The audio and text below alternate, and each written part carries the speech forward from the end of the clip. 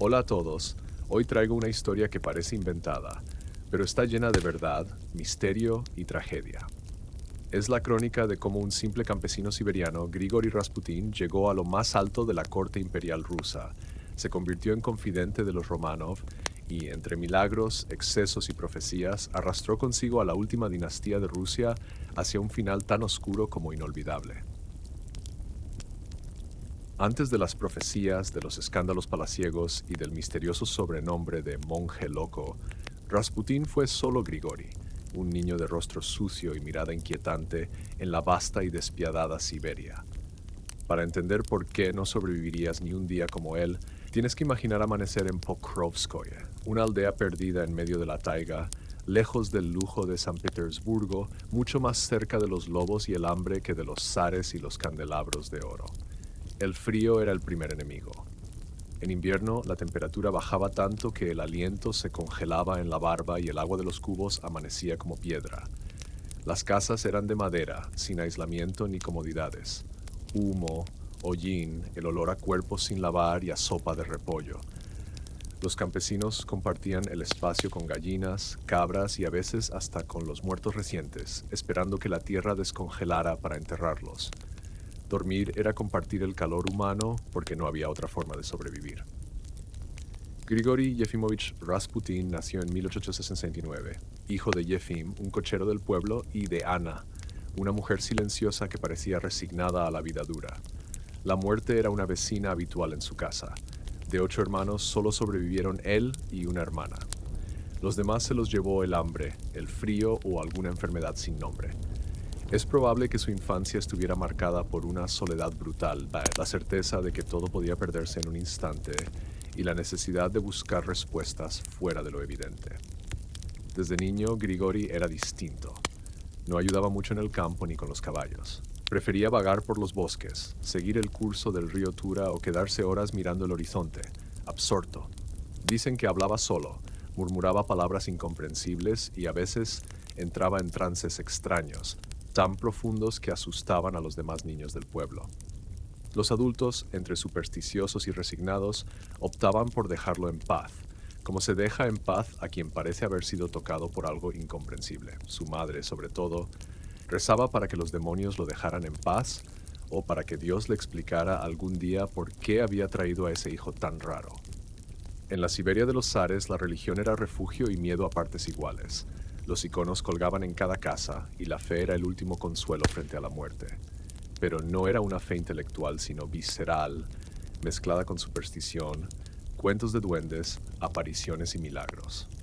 Y en ese mundo, alguien como Grigori podía convertirse fácilmente en un hombre santo, o en el loco del pueblo. Él jugó desde temprano en la delgada línea entre ambas cosas. Una anécdota repetida en Pokrovskoye cuenta que, de pequeño, Grigori curó a un caballo solo con tocarlo y susurrar una oración. Puede ser mentira o no, pero lo cierto es que a partir de entonces el chico fue visto con respeto y temor. Nadie quería enfrentarse a sus ojos penetrantes, nadie quería caer en desgracia ante un vidente. Y así su fama comenzó a crecer, primero en casa, luego en los pueblos vecinos. Grigori no era exactamente analfabeto, pero tampoco instruido. Aprendió a leer las escrituras con la ayuda de un pope local, lo suficiente para saber que la Biblia era terreno fértil para interpretaciones libres. No tardó en mezclar ideas ortodoxas con herejías, historias de santos con relatos de brujas, el bien y el mal separados solo por un delgado hilo de vodka. Y es que, en Siberia, el vodka era el pan líquido, ayudaba a olvidar el frío, el dolor y la muerte. Rasputín, como todos los hombres de su entorno, bebía mucho desde joven, quizá para silenciar esas voces interiores que nunca lo dejaron en paz. El aislamiento de la vida rural tenía otro efecto, amplificaba el eco de cualquier rumor. Bastaba que un vecino viera a Grigori rezando solo en el bosque para que al día siguiente todo el pueblo estuviera convencido de que había hablado con los ángeles o con el diablo. En poco tiempo se convirtió en un personaje incómodo. Algunos lo consultaban para curar males, otros lo evitaban por miedo a sus poderes. Él, por su parte, parecía disfrutar el rol de extraño, aprovechando ese aura de misterio que tanto asustaba a los que lo rodeaban. La familia Rasputin tampoco era ajena al drama. La violencia doméstica, los celos, el chisme eran parte del día a día. Jefim, el padre, era un hombre duro, marcado por la fatiga, el vodka y la pérdida de hijos. No resulta difícil imaginar a Grigori escapando de ese ambiente opresivo, buscando sentido en el bosque, en la oración, en el delirio. Quizá por eso, siendo apenas un adolescente, tuvo la primera de sus visiones. Ángeles que le decían que su destino no estaba en la aldea, que debía buscar algo más grande, una misión divina. O tal vez solo necesitaba una excusa para huir. La vida rural era una condena segura. Nacías pobre y morías pobre, a menos que un milagro o una desgracia mayor te sacara de ese ciclo. Para Grigori el milagro fue su reputación. Pronto empezó a recorrer pueblos cercanos, a presentarse como hombre de Dios, a realizar curaciones menores y a hablar de cosas que nadie comprendía del todo, pero que todos escuchaban con fascinación. A veces lo recibían con pan y sal, otras veces a palos. Pero él persistía, convencido de que su destino no era arar la tierra como todos los demás.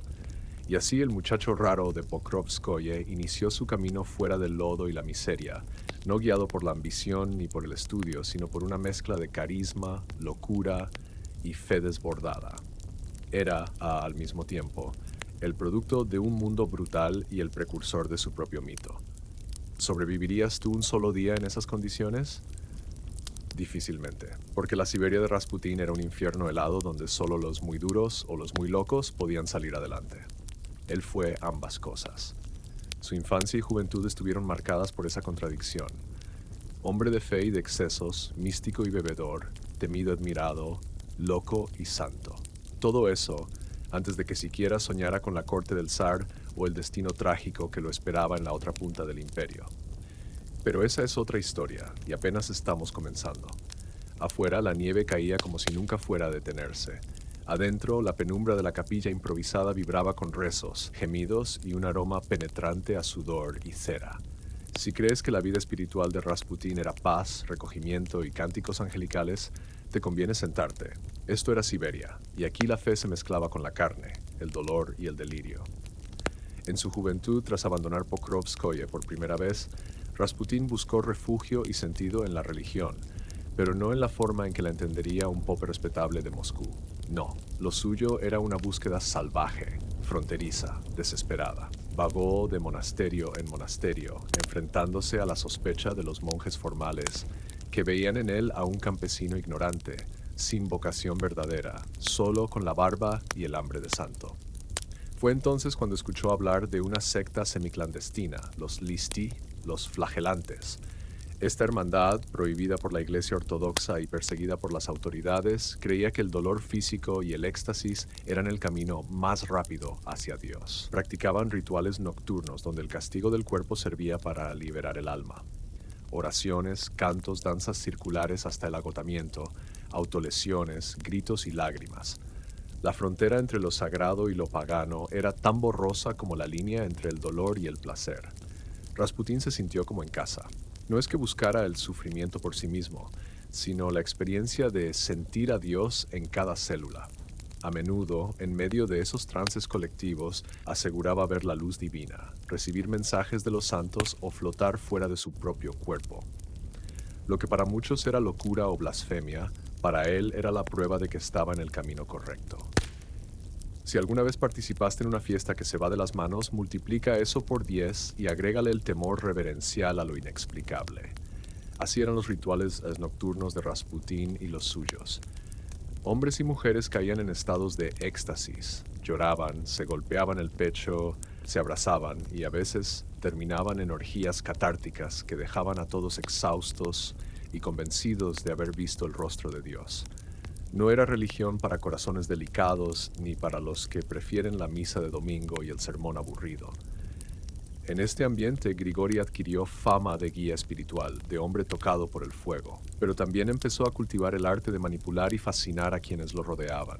Sabía escuchar, sabía cuándo gritar, cuándo callar. Aprendió que la mayoría de las personas busca desesperadamente a alguien que le diga qué hacer, qué pensar, qué temer. Las historias sobre sus visiones y milagros crecían con cada peregrinación. Se decía que podía curar enfermedades, expulsar demonios, predecir el futuro y, por supuesto, guiar a las almas perdidas hacia la salvación. No faltaba quien asegurara haberlo visto levitar o hablar en lenguas extrañas. ¿Eran exageraciones? Sin duda. ¿Eran útiles? También. En la Rusia de los zares, la reputación valía más que cualquier título. La flagelación, el ayuno extremo y el insomnio voluntario lo llevaron varias veces al borde de la muerte o de la locura, pero Grigori lo vivía como un camino de purificación. No dormía más de 3 horas por noche, se alimentaba con pan duro y agua cuando la penitencia lo exigía, y pasaba días enteros sin pronunciar palabra. Solo en esos estados, afirmaba, podía hablar con los ángeles y comprender la voluntad de Dios.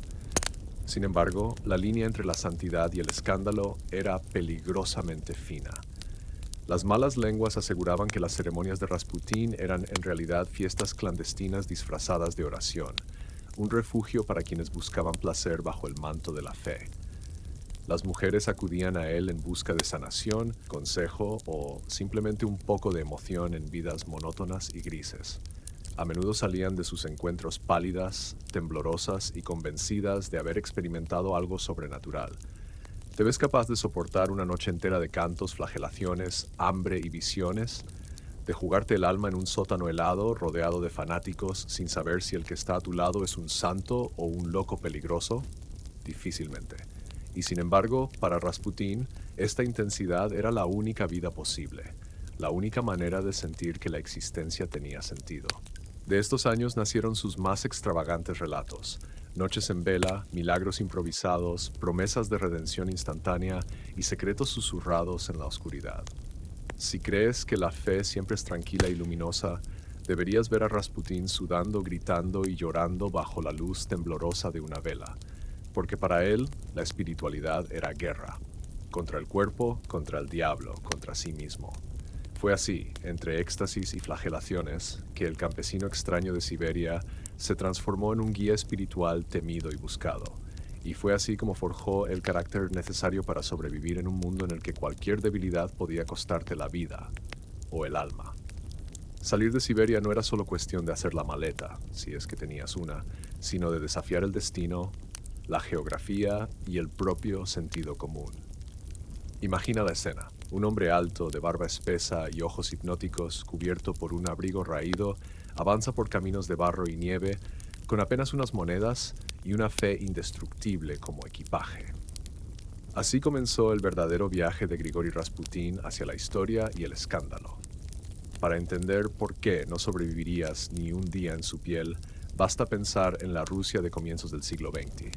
Un imperio en ruinas, con millones de campesinos hambrientos, nobles decadentes y un zar que gobernaba como si el reloj se hubiese detenido en el siglo anterior. Los trenes eran lentos, los caminos inseguros y las ciudades, selvas de ladrillo donde los forasteros eran vistos como sospechosos.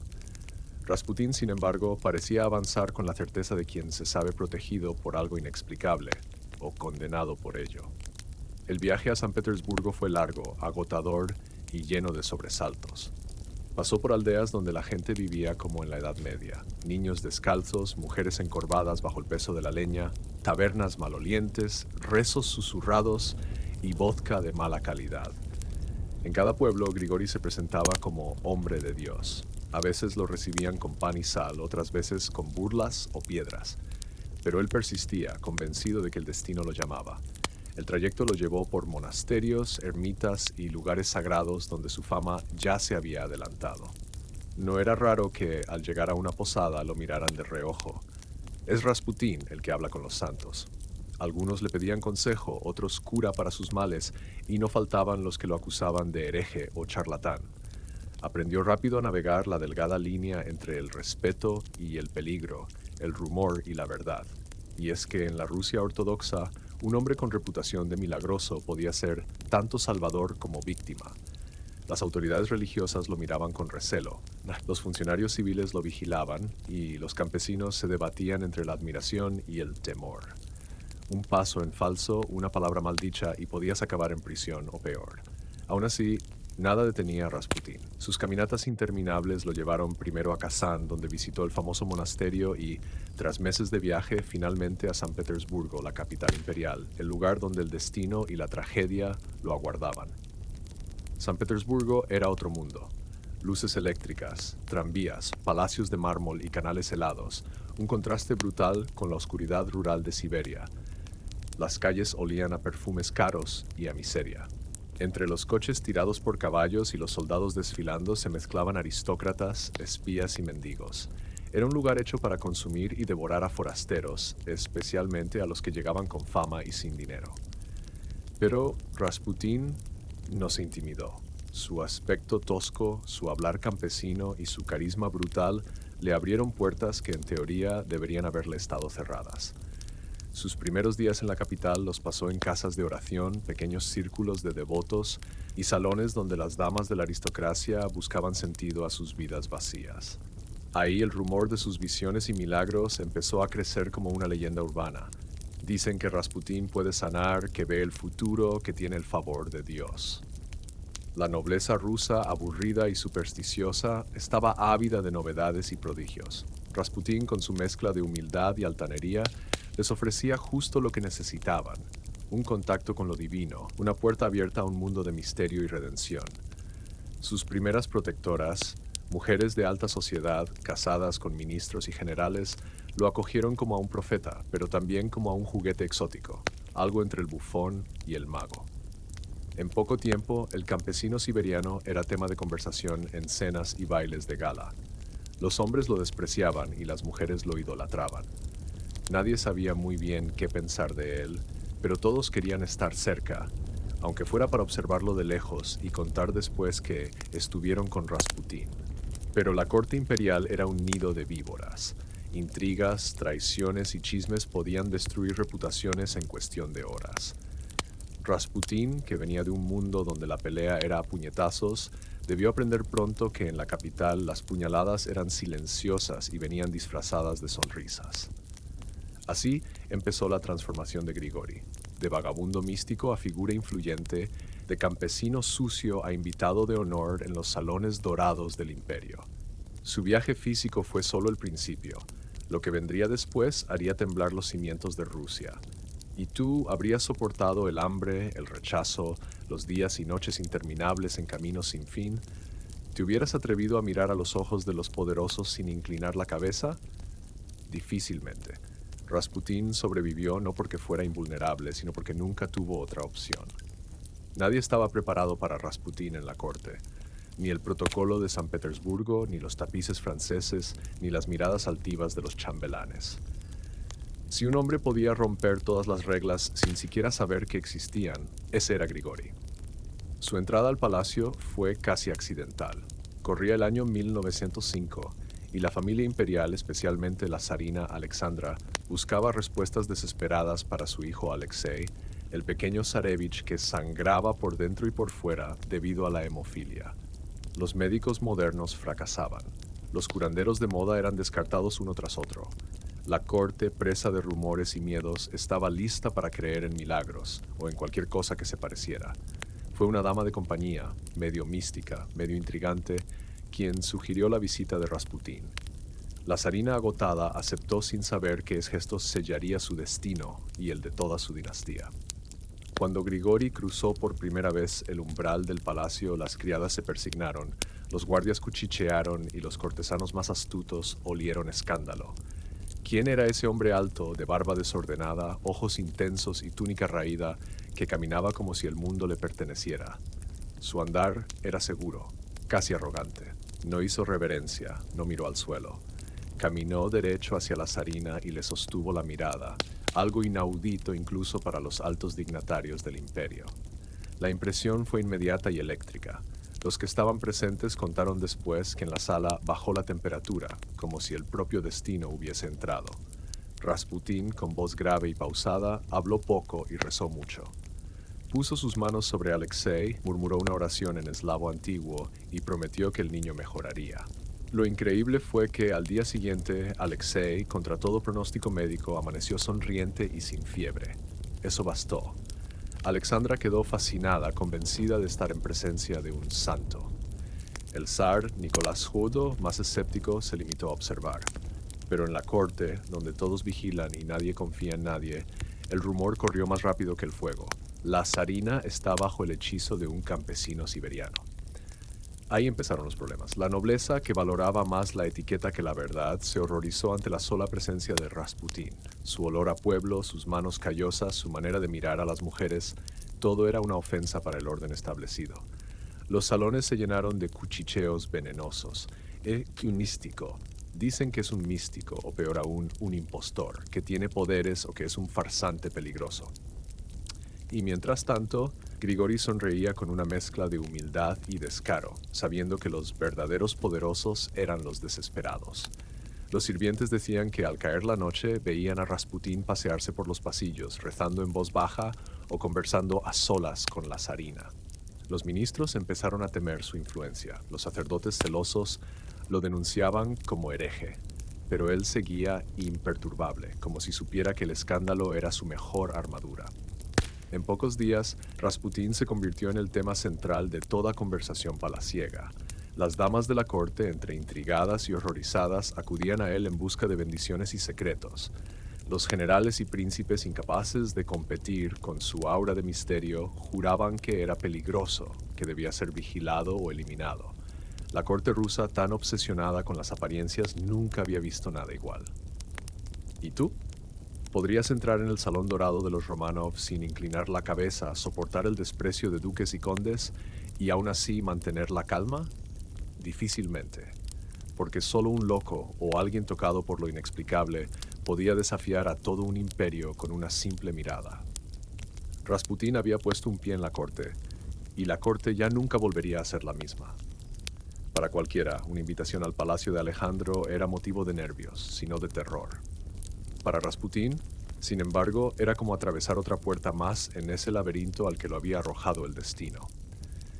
Pero nadie, ni siquiera él, podía anticipar que en ese salón dorado iba a encontrarse cara a cara con el dolor más íntimo de la familia más poderosa de Rusia. Era 1905. El imperio crujía bajo huelgas, bombas anarquistas y rumores de revolución, pero dentro del palacio lo que realmente asustaba no era el pueblo. Era el silencio en el cuarto del heredero. Alexei Nikolayevich, el zarevich, era un niño hermoso y frágil, con ojos claros y una risa fácil, cuando la sangre no se empeñaba en matarlo. Nadie fuera del círculo más cercano conocía la verdad. El hijo del zar Nicolás II y la zarina Alexandra Fyodorovna sufría de hemofilia, una sentencia de muerte lenta. Bastaba un simple golpe para que se llenara de hematomas o comenzara a sangrar por la nariz durante horas. Los médicos solo ofrecían resignación y morfina. Alexandra, alemana de nacimiento, ortodoxa por elección, llevaba años rezando por un milagro. Había probado todo: médicos de París, santones griegos, reliquias sagradas y hasta charlatanes de feria. Su sufrimiento era tan grande como su fe, y ya nadie en la corte podía convencerla de que la ciencia salvaría a su hijo. Fue su confidente y amiga, Ana Virubova, quien la convenció de recurrir a un hombre del que se hablaba en susurros, el monje siberiano que curaba a los pobres y al que algunos llamaban santo, y otros simplemente endemoniado. Así llegó Rasputín al corazón de los Romanov. Alexandra lo recibió primero en privado, entre lágrimas y desesperación. Lo vio, alto, desgarbado, con la barba revuelta y los ojos que parecían brillar en la penumbra del despacho. No era lo que esperaba, pero ya no tenía opciones. Grigori la miró en silencio, ni servil ni arrogante, y le dijo: «Su Majestad, para Dios nada es imposible». Luego lo condujeron a la habitación de Alexei. El niño estaba pálido, delirando por la fiebre y el dolor. Rasputín se sentó junto a él, tomó su pequeña mano y, sin pedir permiso, comenzó a rezar en voz baja, una letanía hipnótica que mezclaba ruso antiguo con frases suyas. Pidió que la madre y las damas salieran de la habitación, quedándose solo con el niño. Nadie sabe exactamente lo que ocurrió, pero lo cierto es que a la mañana siguiente la hemorragia había cesado. Alexei dormía tranquilo por primera vez en días. La noticia se esparció como pólvora en los pasillos. Alexandra estaba convencida: Rasputín había salvado a su hijo.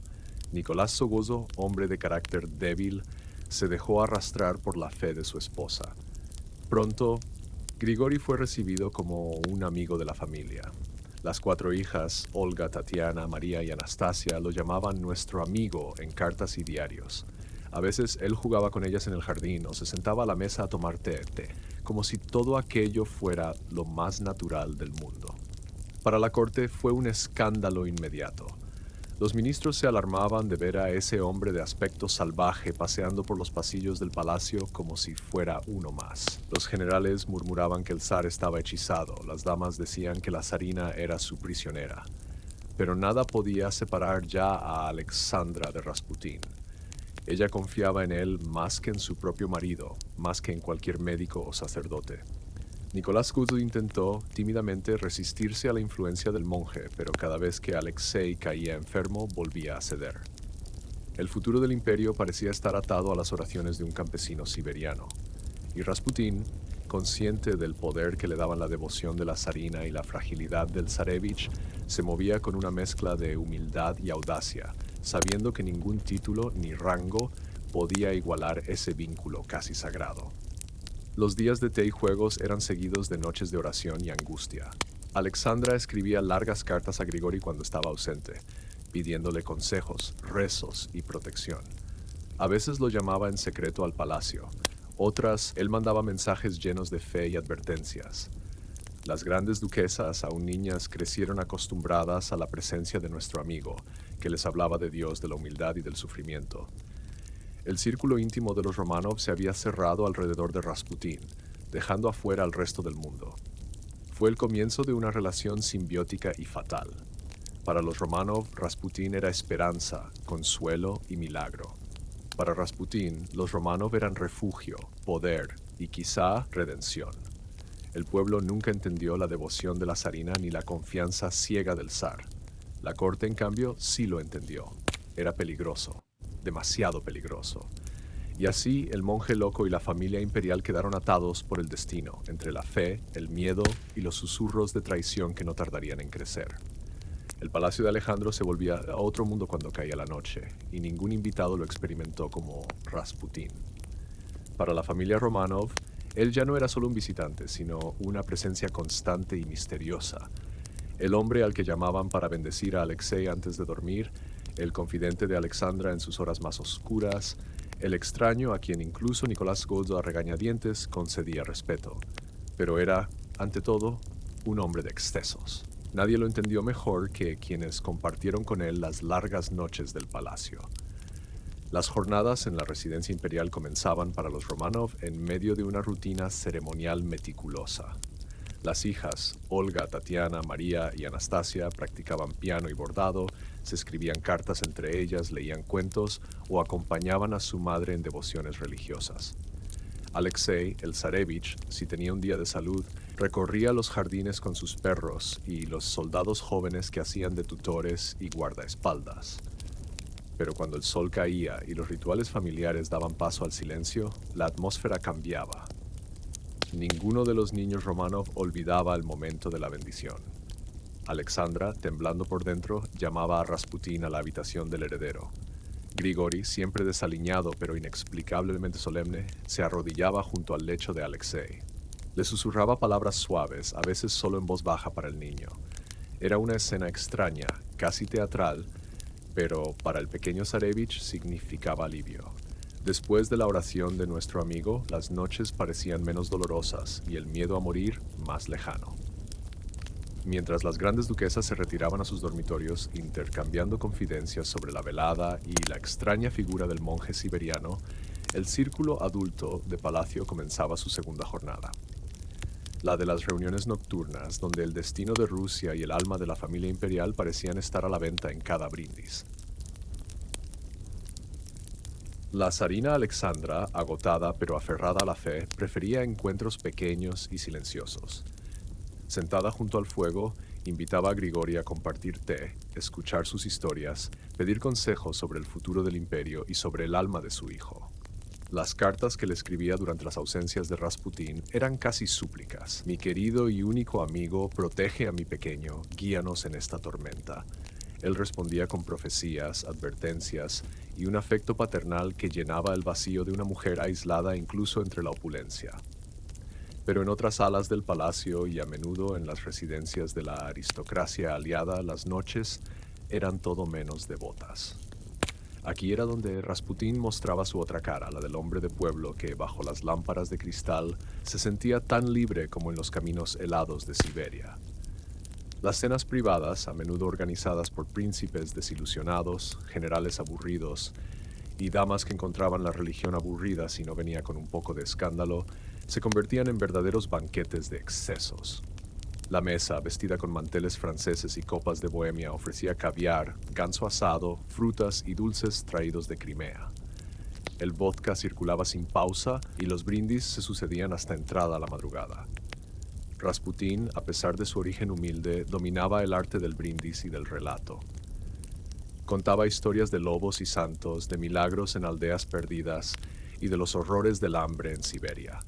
Su acento campesino y sus gestos bruscos eran motivo de risa al principio, pero pronto la sala caía bajo su embrujo.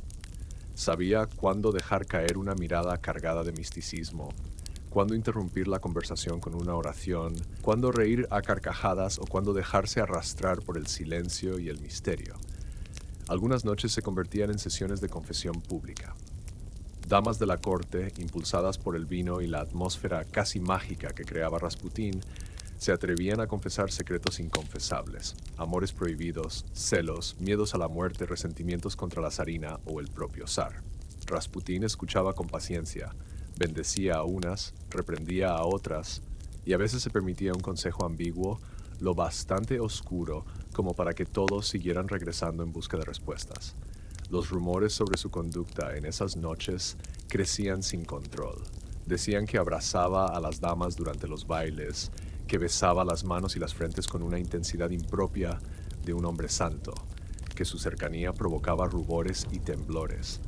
Se comentaba que algunos ministros borrachos de vodka y desesperación intentaban sonsacarle profecías sobre el futuro de Rusia, que a veces, en habitaciones apartadas, Rasputín y una duquesa desaparecían por largos minutos y solo volvían cuando la música estaba a punto de terminar. Afuera, en el palacio, las sombras crecían. Los sirvientes cuchicheaban sobre la secta de medianoche y juraban que Rasputín tenía el don de ver a través de las paredes. Algunos aseguraban que lo habían visto rezar, bañado en sudor, a la luz de una sola vela. Otros contaban que en los jardines lo encontraban conversando a solas con generales o con Anna Virubova, la inseparable amiga de la zarina, en diálogos que siempre terminaban en susurros y promesas. Nicolás II, por su parte, era testigo de ese clima turbio. El zar, de carácter apocado, veía con horror cómo su propia corte se dividía entre defensores y enemigos del monje. Por la mañana recibía informes sobre los excesos de la noche anterior. Su Majestad, el monje, fue visto bailando con la princesa Yusupova. Dicen que la gran duquesa María le pidió consejos sobre el amor. Rasputín profetizó la caída de Francia en la próxima guerra. Alexandra, imperturbable, desestimaba todo. Son celos y calumnias, Nicolás. Solo él nos entiende. Solo él puede salvar a Alexei. Lo cierto es que los lazos entre Rasputín y los Romanov no eran solo de fe y devoción, sino de necesidad y dependencia. Cada vez que Alexei enfermaba, Grigori era llamado de urgencia como un médico de almas. Cada vez que la corte intentaba apartarlo, la zarina luchaba por mantenerlo cerca. Las grandes duquesas, adolescentes llenas de curiosidad, sentían a veces miedo, a veces fascinación, a veces compasión por ese extraño amigo de la familia. Y la noche seguía, inmutable y peligrosa. En las calles de San Petersburgo, la rabia del pueblo crecía. En los pasillos alfombrados del palacio, el poder oscilaba entre la fe ciega y el escándalo latente. Rasputín era el puente y la grieta. Era el milagro al que los Romanov se aferraban, pero también el abismo que los separaba del resto del imperio. Hubo noches en que Alexandra, sentada junto a la ventana, escribía cartas a Grigori llenas de angustia. Ruega por nosotros, amigo mío, protégenos de nuestros enemigos. Solo tú puedes calmar el dolor de nuestro pequeño. Y él respondía, no teman. Mientras yo viva, nada malo le sucederá a Alexei. Promesas imposibles, selladas con la fe de una familia que ya sentía el hielo de la historia apretando el cuello. ¿Y tú? ¿Podrías caminar esos pasillos, brindar con los enemigos disfrazados de amigos, consolar a una madre que se aferra a tu palabra como a la última tabla de salvación? ¿Podrías rezar con un niño condenado, sonreír a las hijas de un zar y después sumergirte en el lado más oscuro de la aristocracia sin perder la cabeza ni el alma? Difícilmente, porque en esas noches cada copa podía ser veneno y cada abrazo un cuchillo. Rasputín sobrevivía no porque fuera invulnerable, sino porque entendía, mejor que nadie, que el poder y la fe son máscaras que se usan en la oscuridad. Y en el Imperio Romanov, la noche siempre era más larga de lo que parecía. Para la familia Romanov, los días giraban en torno a una rutina cargada de formalismos y deberes, pero las verdaderas batallas se libraban en la sombra, lejos de la vista del pueblo y los embajadores extranjeros.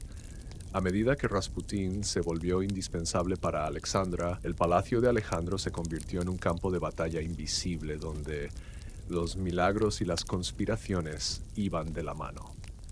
Era habitual que después de los rituales nocturnos y las cenas a media luz el ambiente quedara impregnado de una tensión extraña. Las paredes doradas, acostumbradas a encubrir secretos de Estado y pasiones prohibidas, ahora susurraban un nombre con un peso cada vez más peligroso: Rasputín.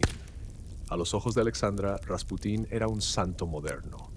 Lo recibía cada vez con más frecuencia en sus aposentos privados, acompañada solo por Ana Virubova, la fiel dama de compañía que oficiaba de mediadora y guardiana de los secretos imperiales. Allí, en una atmósfera casi religiosa, la zarina exponía sus miedos, preguntaba por el futuro de Rusia y sobre todo suplicaba protección para Alexei. Rasputín la escuchaba, le tomaba la mano y con una voz baja y grave le aseguraba que el destino del niño estaba en manos de Dios y por extensión en las suyas. Cuando el zarevich enfermaba, y era más frecuente de lo que cualquier madre soportaría, el palacio entero se paralizaba. Los médicos, vestidos con batas impolutas y rostros solemnes, entraban y salían de la habitación del niño sin dar esperanzas. Alexandra se derrumbaba, y solo la llegada de Grigori parecía devolverle el aliento. Era un ritual casi litúrgico. Rasputín rezaba, susurraba palabras tranquilizadoras a Alexei, ordenaba apagar todas las luces y prohibía que nadie interrumpiera la calma. Y con una frecuencia milagrosa, o tal vez por la misteriosa relación entre fe, sugestión y reposo, el niño mejoraba. Estas curaciones corrieron como pólvora por toda Rusia, alimentando tanto la devoción como el odio. Para los Romanov era la prueba de que Dios no los había abandonado. Para la corte era motivo de burla y miedo. ¿Cómo podía un campesino analfabeto sin títulos ni educación formal hacer lo que los mejores médicos de Europa no lograban? ¿Acaso estaba hipnotizando a la familia imperial o era realmente un elegido? Nicolás Gozo, pese a su carácter indeciso, no era ajeno al conflicto. Se sentía desplazado en su propio hogar, testigo de cómo su esposa confiaba en el monje mucho más que en él. A veces, por la noche, cruzaba miradas con Rasputín en los pasillos y la tensión era tan palpable como el frío del invierno ruso. En sus diarios personales, el zar escribía sobre el amigo de la familia con una mezcla de resignación y cautela, consciente de que apartarlo podría significar la muerte de su hijo o la ruina de su propio matrimonio. Para Olga, Tatiana, María y Anastasia, las 4 grandes duquesas, la relación con Rasputín era más inocente, pero no menos profunda. En las cartas y diarios que han sobrevivido a la historia, se referían a él como nuestro amigo, un hombre extraño pero entrañable, que a veces les contaba cuentos de hadas y otras les hablaba sobre la importancia del sufrimiento y la fe. Ellas, aún ajenas al odio del mundo exterior, lo aceptaban como parte de la familia, incapaces de imaginar el precio de esa devoción. Pero fuera del círculo íntimo de los Romanov, la tempestad crecía. Los ministros y consejeros del zar, alarmados por la influencia de Rasputín, comenzaron a organizar reuniones secretas para discutir cómo limitar su poder. El clero ortodoxo, celoso y escandalizado, lo denunciaba como hereje y corruptor de almas. Los generales del ejército, muchos de ellos tradicionalistas y profundamente antisemitas, propagaban rumores de que Rasputín era un espía alemán o un agente del mal. En los salones y pasillos, cada mirada era un cuchillo y cada sonrisa una posible traición. Los enemigos de Rasputín no solo querían apartarlo de la corte, algunos ya comenzaban a hablar abiertamente de deshacerse de él por la fuerza. Circularon cartas anónimas, informes secretos y hasta caricaturas ofensivas que mostraban a la zarina y a Rasputín en posiciones comprometidas, avivando el fuego del escándalo. San Petersburgo hervía de odio y la prensa clandestina disfrutaba con cada nuevo rumor. La paranoia también se instaló en los dormitorios de los Romanov. Alexandra reforzaba su devoción y su aislamiento. Prohibía a sus hijas recibir visitas ajenas a la familia, instruía a los sirvientes para que no hablaran con extraños, y mantenía largas sesiones de oración junto a Ana Virubova y Grigori, pidiendo protección contra enemigos invisibles. La corte, que una vez había sido la envidia de Europa, ahora era una fortaleza sitiada, dividida entre los fieles y los conspiradores. Rasputín, por su parte, no era ingenuo. Sabía que cada milagro que realizaba, cada vez que Alexei se recuperaba, le ganaba enemigos nuevos. Sabía que cada gesto de amistad de Alexandra era interpretado como una amenaza por los ministros y que cualquier palabra mal entendida podía sellar su destino. Pero lejos de amedrentarse, parecía crecerse en el conflicto. Caminaba por los pasillos con la seguridad de quien se sabe protegido, o al menos necesario. A menudo respondía a las críticas con frases enigmáticas. Los perros ladran, pero la caravana pasa. Dios me puso aquí para ayudar al pequeño, y mientras él quiera, aquí estaré. Y así, el Palacio de Alejandro se convirtió en un escenario donde la fe, el miedo y la intriga bailaban una danza mortal. Nadie sabía en quién confiar, ni cuánto tiempo duraría el equilibrio precario entre milagro y tragedia. Las veladas terminaban cada vez más tarde, las oraciones eran más largas y los rumores más venenosos. Tú podrías vivir rodeado de enemigos sabiendo que cada gracias podía ser una trampa y cada mirada una condena. Podrías consolar a un niño moribundo, tranquilizar a una madre al borde del abismo y al mismo tiempo esquivar las dagas de la corte, los susurros del clero, las amenazas de los ministros. La mayoría ni siquiera sobreviviría una semana. Rasputín lo hizo durante años, alimentando el milagro y el escándalo en partes iguales. Así, entre santos y cortesanos, entre la adoración y la condena, Grigori Rasputín caminaba por el filo de la navaja, sin saber que cada paso lo acercaba al abismo. El invierno de 1916 parecía más cruel que nunca en San Petersburgo. Bajo la superficie congelada del Neva, la ciudad hervía de odio, traiciones y rumores. A cada paso, el Palacio Romanov se sentía menos una fortaleza y más una jaula de cristal a punto de estallar. El nombre de Rasputín ya no era solo sinónimo de escándalo y milagro, era la chispa que podía incendiar todo el imperio. En la vida cotidiana de los Romanov, la amenaza era un enemigo invisible pero omnipresente. Por la mañana, Alexandra despertaba entre pesadillas, preguntando si Grigori había escrito, si Alexei pasaría otro día sin sangrar, si las cartas anónimas continuarían llegando bajo la puerta. Nicolás Sogodzo, cada vez más hundido en su despacho, repasaba los informes de la policía secreta. Conspiración, peligro, inestabilidad. Olga y Tatiana, ya adolescentes, notaban que la mirada de su madre se volvía más opaca, más dura cada día.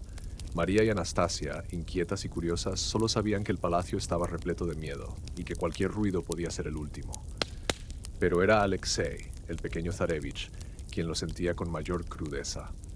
Su vida colgaba de un hilo, y había aprendido a asociar la presencia de Rasputín con la calma, y su ausencia con el dolor y el miedo. Sabía, aunque nadie se lo decía, que el amigo de mamá estaba en peligro, y que si algo le ocurría, la oscuridad entraría sin pedir permiso. Rasputín, por su parte, era ya un hombre marcado. A pesar de su fama de invulnerable, sentía el peligro acercarse como el frío siberiano que lo había forjado. No dormía 2 noches en la misma cama, evitaba beber de copas que no sirviera él mismo, y miraba de reojo incluso a quienes decían ser amigos. Se había vuelto supersticioso, aún más de lo habitual. Encendía velas, rezaba hasta el amanecer y a veces se encerraba a escribir cartas frenéticas a Alexandra, como si cada palabra pudiera detener la marea de odio. La corte rusa, mientras tanto, se descomponía. Los ministros discutían a gritos tras puertas cerradas. El general Polivanov, humillado por la influencia de un campesino analfabeto, susurraba a sus colegas que solo un sacrificio salvaría al imperio. La nobleza, asustada, acudía a sesiones de espiritismo y leía la prensa clandestina que describía orgías y herejías en el corazón de palacio. Afuera, en la ciudad, los soldados desertaban, el hambre apretaba y los revolucionarios afilaban sus cuchillos. Los conspiradores contra Rasputín no eran improvisados. El príncipe Félix Yusupov, sofisticado y arrogante, lo odiaba con pasión casi personal. Había estudiado cada gesto de Grigori, cada debilidad, cada costumbre. Sabía que el monje desconfiaba de todos menos de él. Junto al gran duque Dmitri Pavlovich, pariente cercano del zar, y Vladimir Purishkevich, político fanático y orador incendiario, tramaron un plan digno de una tragedia griega. Pero antes, hubo otros intentos. Una tarde de verano, Rasputín salió de su casa hacia la iglesia y una joven, Chionya Guseva, se le abalanzó con un cuchillo, gritando que era el anticristo. Lo apuñaló en el abdomen. Grigori cayó sobre la nieve roja mientras la ciudad susurraba que el demonio por fin había caído. Pero no murió. Sobrevivió, convaleciente durante semanas, atendido a escondidas por médicos de confianza y visitado en secreto por Alexandra y Ana Virubova. Para la zarina fue una prueba más de su santidad. Para el pueblo, la señal de que ningún hombre era invencible. Pero algunos costaban más de matar. Desde entonces, Rasputín vivió en alerta. Llevaba siempre una cruz de madera escondida en la túnica y un cuchillo pequeño en la bota.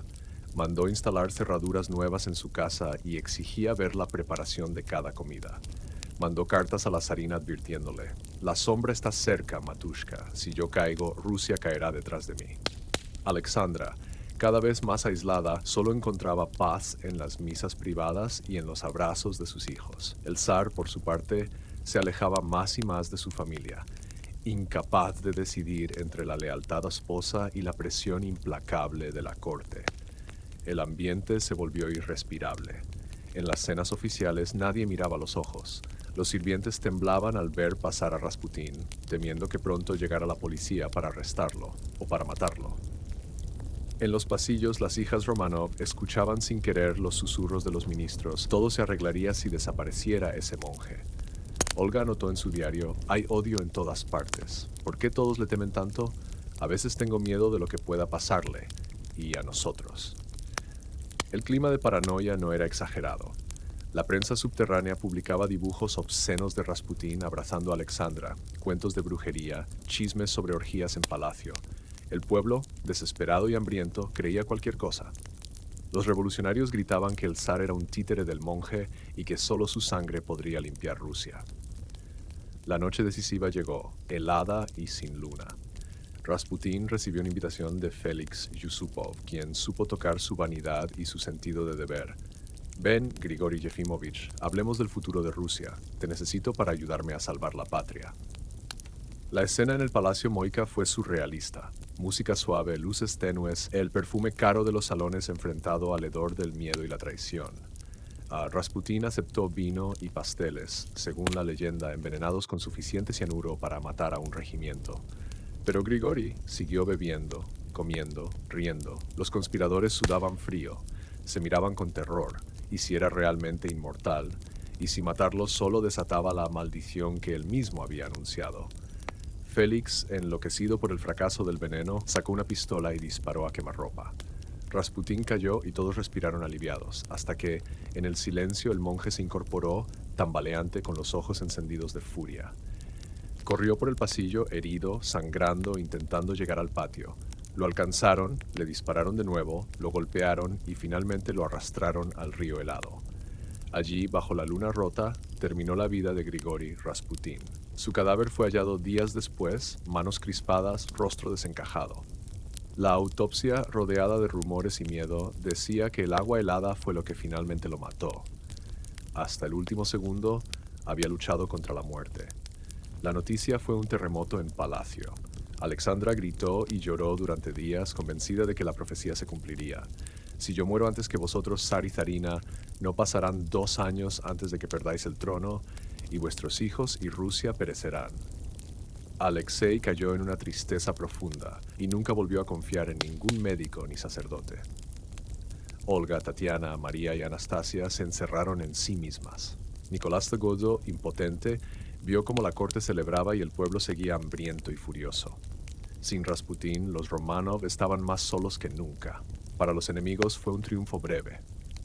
Meses después, la revolución arrasó con todo: el palacio, la dinastía y el país. Y así el hombre al que nadie podía matar siguió siendo hasta el final la sombra sobre la historia de Rusia.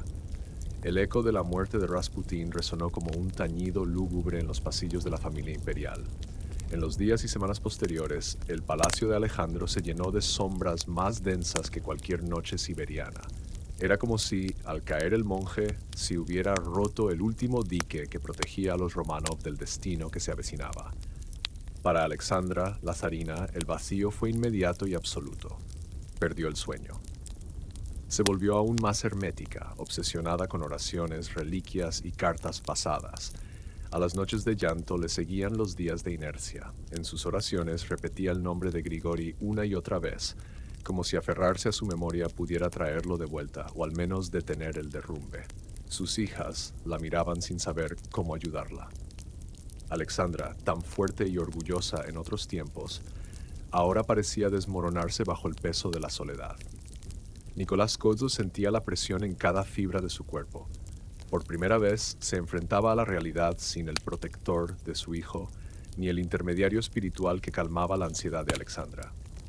Se volvió aún más indeciso, aún más proclive a dejarse llevar por los acontecimientos, como un náufrago que ya no cree en la orilla. Su relación con la zarina, marcada por la culpa y la incomprensión, se volvió un muro de silencios. Ella hundida en el luto, él perdido en sus papeles y la sucesión incesante de malas noticias. La vida en palacio se hizo irrespirable. Los aliados de ayer, generales, ministros, curas, damas de compañía, se desmarcaron rápidamente de los Romanov. La aristocracia rusa era experta en el arte de la supervivencia y, oliendo la tempestad, empezó a buscar alianzas entre los revolucionarios, a enviar cartas anónimas a los nuevos líderes, a traicionar con gestos apenas disimulados. Anna Virubova, la inseparable confidente de Alexandra, fue encarcelada. Algunos sirvientes fieles fueron despedidos y acusados de crímenes inventados para justificar su desaparición. Los pasillos del palacio se llenaron de extraños y de rostros fríos. Las hijas Romanov, antes protegidas por un mundo de normas, música y juegos, sintieron la grieta como una herida abierta. Olga, la mayor, se volvió introspectiva y lúgubre. En sus diarios, las anotaciones de la época son casi todas lamentos. No queda nadie a quien recurrir. Mamá se apaga, papá no mira a los ojos. Todo parece soñar con el final. Tatiana la segunda trató de mantener la fe. Rezaba con Alexandra, acompañaba a Alexei e intentaba sonreír por sus hermanas, pero era imposible no notar cómo la corte, una vez bulliciosa, se volvía cada día más vacía y cómo las cartas de amigos se transformaban en evasivas o en dolorosos silencios. María y Anastasia, todavía adolescentes, intentaban mantener el ánimo, bromeando o entreteniendo a Alexei en sus peores días. Pero incluso ellas percibieron que el mundo había cambiado para siempre. Un día, María se atrevió a preguntar en voz baja, ¿volverá nuestro amigo algún día, mamá? Alexandra, con lágrimas en los ojos, solo pudo abrazarla. Alexei, en tanto, quedó sin su ángel guardián. La hemofilia volvió a manifestarse con más fuerza, y los médicos, sin la confianza ciega de la zarina en Rasputín, dudaban cada vez que debían intervenir. El niño, frágil y asustado, no solo temía por su vida, sino por la tristeza creciente de su madre y la extraña resignación de su padre. Sabía, como todos los Romanov sabían, aunque nadie lo dijera, que algo fundamental se había perdido para siempre. Afuera, Rusia era un incendio. Los periódicos celebraron la muerte de Rasputín durante unos días, pero el entusiasmo se apagó rápidamente bajo el peso del hambre, la guerra y la ira acumulada. La gente pedía la cabeza del zar con la misma rabia con que antes pedía la de Rasputín. La nobleza, que esperaba un regreso al orden tras la caída del monje, solo encontró más caos, traición y desconfianza. Los generales pactaron con el enemigo. Los curas se apartaron en silencio, temerosos de la furia popular. Los ministros, al ver que la familia imperial se hundía, huyeron o traicionaron. Para los Romanov, la traición fue una revelación lenta y cruel. Los amigos de toda la vida empezaron a desaparecer. Las visitas se volvieron incómodas, llenas de excusas y miradas esquivas. Las cartas ya no traían buenas noticias, solo advertencias o, peor aún, amenazas. Olga, que siempre había creído en la lealtad de la aristocracia, escribió, ¿dónde están todos ahora? Dicen que huyen, que ya no pueden ayudarnos, pero nunca creí que nos dejarían solos. Anna Virubova fue apartada por la fuerza, acusada de todo y de nada a la vez. La zarina suplicó, protestó, pero no pudo impedirlo. Algunos criados fueron despedidos y jamás volvieron a ver a la familia. Otros, atrapados entre la lealtad y el miedo, cambiaron de bando con una facilidad sobrecogedora. En el fondo, los Romanov sabían que estaban pagando el precio de haber confiado demasiado en un solo hombre y de haber ignorado el veneno que se colaba por las grietas del poder. La profecía de Rasputín: si yo muero antes que vosotros, no sobreviviréis más de 2 años, pesaba como una maldición. Cada día parecía una cuenta regresiva hacia el desastre. Cuando estalló la Revolución de Febrero, la caída fue tan rápida como brutal. Nicolás Segosos abdicó en favor de su hermano, quien no aceptó el trono. La familia fue puesta bajo arresto domiciliario en Tsarskoye Selo, primero, y más tarde en Tobolsk. Allí en la lejanía, Alexandra escribió: todo lo predicho por nuestro amigo se está cumpliendo. El dolor es infinito. Solo puedo rezar. Los días en cautiverio pasaban lentos y pesados. La familia se aferraba a los rituales cotidianos para no perder la cabeza: rezar, leer en voz alta, escribir cartas que ya nadie respondía, cuidar del zarevich. Las traiciones continuaban. Los sirvientes de confianza fueron reemplazados por carceleros hostiles. Los amigos verdaderos solo podían arriesgarse a mandar mensajes crípticos, siempre bajo el riesgo de ser descubiertos. En la penumbra, la zarina repasaba una y otra vez las últimas palabras escritas de Rasputín. Guardaba con celo el pañuelo con el que le había secado la frente a Alexei, una cruz de madera y una estampa vieja con la imagen del monje. Las hijas, aunque intentaban ser fuertes, sentían que la esperanza se evaporaba. Olga escribía: a veces creo escuchar la voz de nuestro amigo, pero es solo el viento. Hay noches en que todo es tan oscuro que parece que el mundo se ha olvidado de nosotros. Las traiciones finales fueron las más amargas. Cuando la familia fue trasladada a Ekaterimburgo, casi todos sus contactos en el exterior se rompieron. Las cartas de socorro a reyes y parientes europeos se perdieron en la burocracia, en la cobardía o en la indiferencia. Los aliados de la Iglesia Ortodoxa callaron. Los diplomáticos de otras naciones fingieron no saber nada. Rusia, mientras tanto, ardía en guerra civil y rencor. En ese encierro final, el único refugio de los Romanov fue el recuerdo de aquel amigo loco y santo, el único que había luchado a su modo por salvarlos. La profecía se sentía ahora menos como una amenaza y más como una verdad simple. Al perder a Rasputín, perdieron el último lazo que los unía al pasado y al futuro. Lo que vino después fue solo el silencio. Así se pagó el precio de la profecía, con la soledad, la traición y la caída. Y en la oscuridad del cautiverio, los Romanov comprendieron demasiado tarde que el verdadero abismo era quedarse sin aliados, sin fe y sin esperanza. Ekaterimburgo, julio de 1918. Afuera, el verano ruso era una contradicción. Días interminables, noches cortas y frías. Adentro, la casa Ipatiev, donde estaban confinados los Romanov, se sentía más que nunca como una prisión, con muros demasiado delgados para contener el miedo y la resignación. La familia Nicolás, Alexandra, Olga, Tatiana, María, Anastasia y el pequeño Alexei vivía como en un limbo, ni libres, ni muertos, ni dueños ya de su destino. La última tarde no tuvo el dramatismo de las películas. Fue silenciosa, casi rutinaria. Los Romanov cenaron juntos, como lo hacían desde el arresto, con vajilla de loza simple y comida insípida. Olga tocó un fragmento de Tchaikovsky en el piano. María canturreó un poco para animar a Alexei, que había pasado el día con fiebre. Alexandra bordó en silencio, deteniéndose cada tanto para mirar el rostro de cada hijo, como si quisiera memorizarlo. Nicolás leía por enésima vez un libro de historia, aunque ya nadie sabía si sus ojos seguían las palabras o si simplemente buscaba perderse en algo ajeno a la tragedia.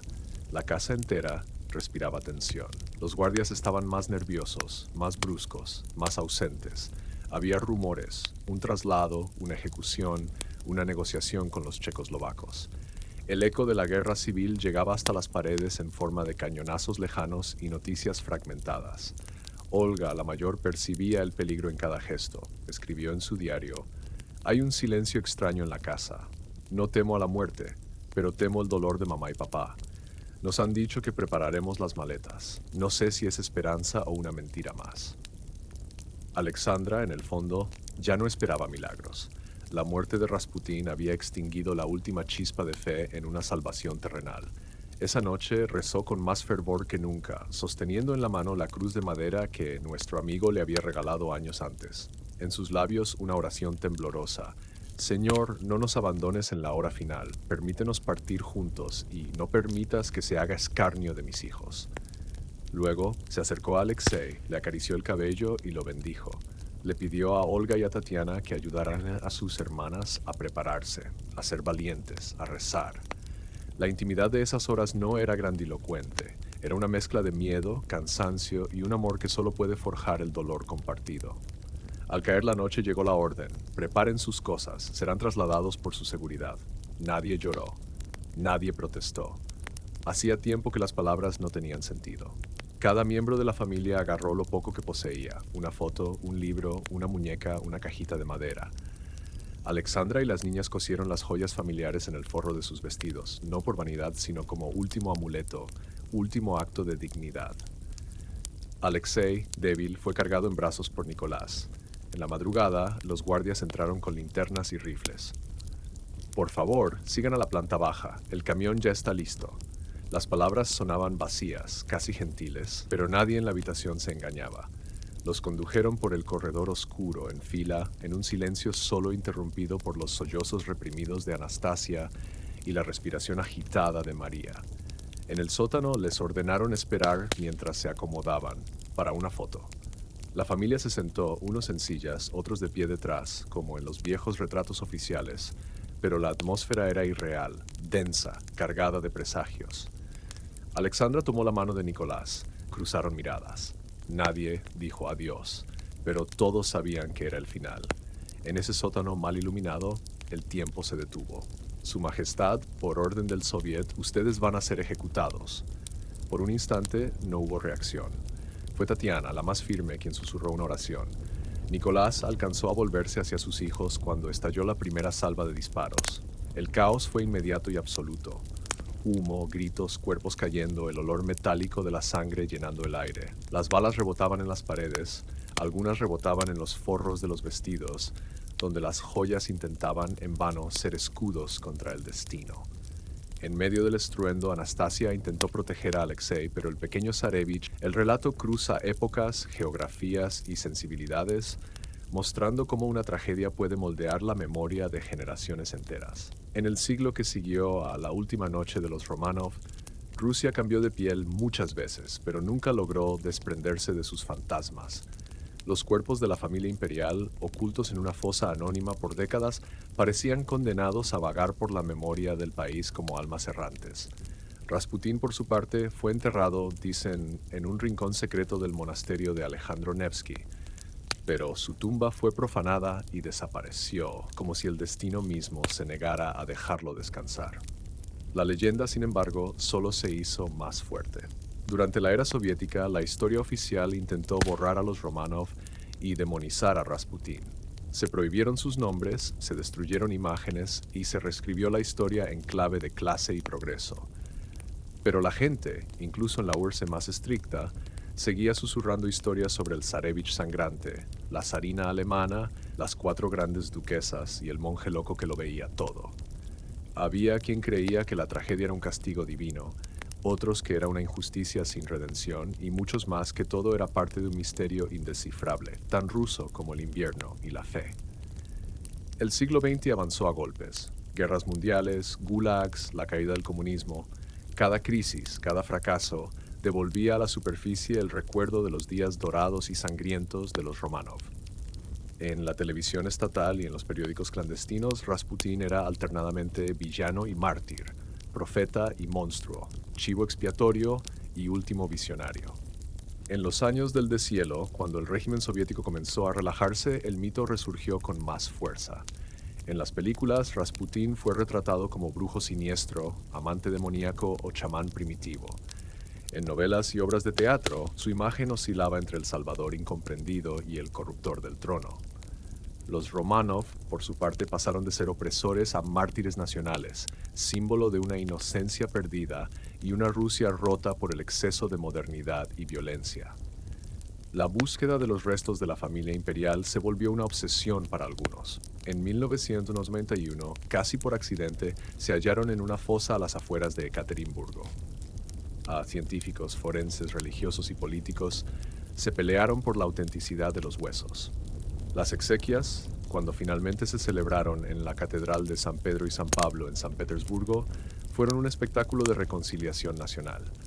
Antiguos comunistas, monárquicos nostálgicos y rusos comunes lloraron juntos el fin de una era. Rasputín, sin embargo, seguía siendo un enigma sin tumba. Su historia, más que cualquier otra, alimentó el arte y el folclore ruso y occidental. Se escribieron miles de páginas sobre sus supuestos milagros y excesos. Surgieron canciones populares, incluso una disco alemana, Ra Ra Rasputin, películas de terror y comedias animadas. Los turistas compran amuletos con su cara en los mercados de San Petersburgo. Algunos psíquicos aseguran recibir mensajes del monje en sueños, y hay quien reza en secreto ante sus supuestas reliquias, por si acaso. Pero la leyenda no vive solo en los museos y en el cine. Vive en la forma en que Rusia recuerda sus traumas, con nostalgia, con rabia, con resignación. Vive en la obsesión por el destino, por las profecías no cumplidas, por la figura del hombre santo que desafía al poder, para bien o para mal.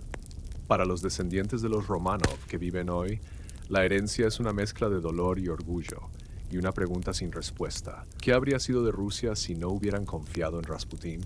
¿Y si el monje realmente vio el futuro? En cada generación, la tragedia se reinterpreta.